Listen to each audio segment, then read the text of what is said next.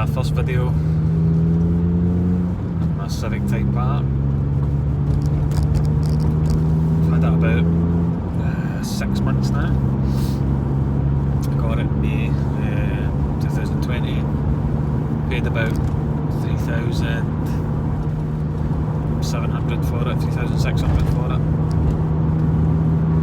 In that time I've spent a bit of money on it. Bring it back to where I wanted it to be. The engine gearbox wise, car was really nice. It did need a wee bit of work done, body work wise, paint wise I should say. Stone chips, the usual common problems with these stone chips in the front. A little bit of clear coat was starting to crack, so the front end got a complete respray, so the two wings, the front bumper, bonnet, got a respray. Cost about 600 quid or something to get that done. I did know at the time as well that it had a stainless Cobra exhaust on it. The back section of it was starting to crumble away basically. The last few MOTs have been advisories on the back section of the exhaust just basically crumbling away. So the front section was fine. So just a few weeks ago actually, I got the back section replaced by a custom stainless steel 2.5 inch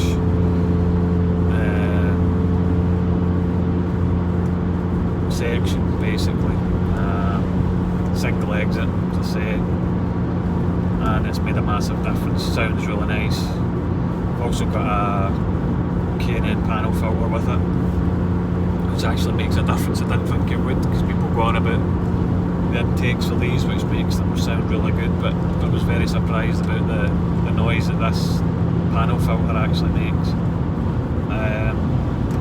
Other bits and pieces I've done, so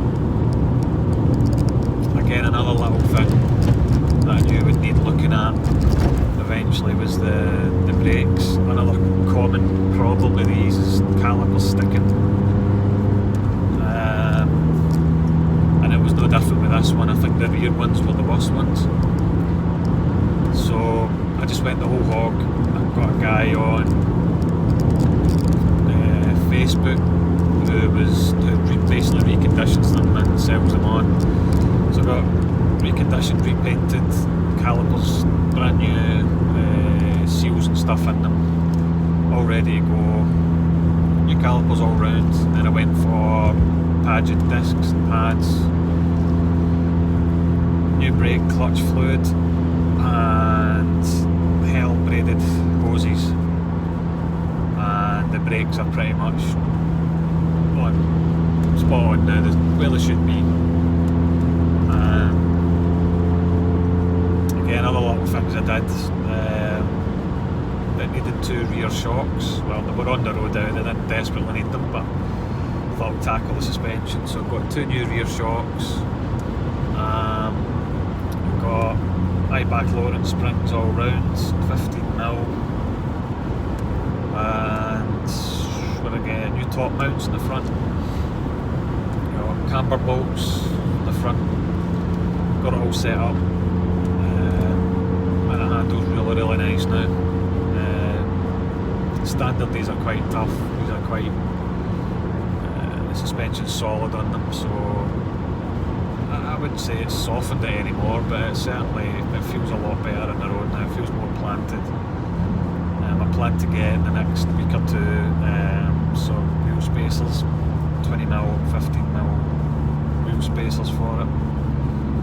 More for the look than anything else. I don't know if it gives you any performance benefits, but I'm going to be getting them anyway soon. And other than when I first got the car in May there, getting a really good service on it, getting valve clearances done, new auxiliary belt, new battery, new spark plugs, everything was renewed. Other than that, the car is is pretty much standard, and anything that I have replaced is as close to OEM as I can. Plans for the car for the future, as I say, getting wheel spacers for it, and eventually maybe get it remapped. That's a wee bit further down the line. Before all that, I'm going to get it a good winter service because the MOT is up in, I think, at the end of January, so I'll get it good winter service and good check over for the next few months coming up, and then in the summer I'll have a look at where I want to go with it. But it's a daily driver, so it's not going to be anything extreme. But yeah, first video, so comment, like, subscribe, any ideas what I should do with it, let me know, and we'll see you in the next one. Cheers.